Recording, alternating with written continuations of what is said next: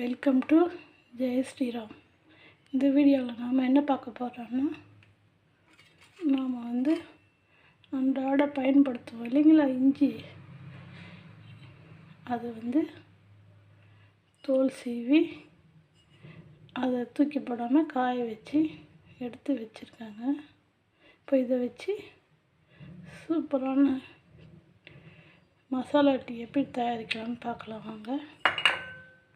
இதுக்கு தேவையானது 3 பொருள் தாங்க. சோம்பு ஒரு 2 டீஸ்பூன் எடுத்துருக்காங்க. அது கூடவே நம்ம தோல் சீவி காய வச்சு வச்சுருக்காங்களா இஞ்சி தோல், அது ஒரு டீஸ்பூன் போட்டுங்க. இது ஒரு 5 ஏலக்காய், அவ்வளோதாங்க. இது எல்லாத்தையும் காய வறுத்து லைட்டாக சூடியாருனா போடுங்க. லைட்டாக சூடியாருனோன்னு இதை அவ்வளோதாங்க. லைட்டாக சூடியாருனோன்னு ஆஃப் பண்ணிவிடுவோம். ஒரு நிமிஷம் இது ஆனால் போகிறாங்க, சூடியாருனா போதும். இப்போ ஸ்டவ் ஆஃப் பண்ணிட்டேங்க. சூடு ஆறினோடனே இது மிக்ஸி ஜாரில் போட்டு பொடி பண்ணி, இப்போ மிக்ஸி ஜாரில் மாற்றி சூடு ஆறிடுச்சுங்க.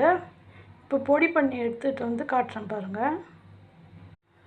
இப்போ பாருங்கள், அரைச்சி எடுத்துகிட்டு வந்துட்டு பாருங்கள்.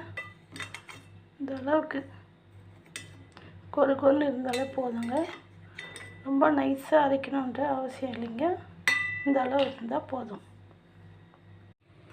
இப்போ பாருங்கள், இந்த டீ தூள் 1 கப்பு எடுத்துருக்காங்க, அது இதிலே போட்டுறாங்க. அதுக்கப்புறம் இது அரைச்சி எடுத்துகிட்டு வந்திருக்கேன் இல்லைங்களா, இதுவும் இது கூடவே கொட்டிடுறாங்க. கொட்டிட்டு ஒரு தடவை நல்லா கலந்து விட்டுடுங்க.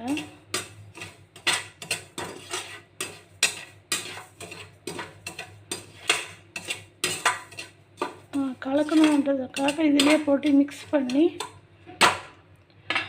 ஒரு பாட்டிலில் ஸ்டோர் பண்ணி வச்சுக்கோங்க. நமக்கு தேவையானப்பெல்லாம் நம்ம டீ போடும்போது இது மாதிரி கலந்து டீ போட்டிங்கன்னா மசாலா டீ ரொம்ப சூப்பராக டேஸ்டியாக இருக்குங்க.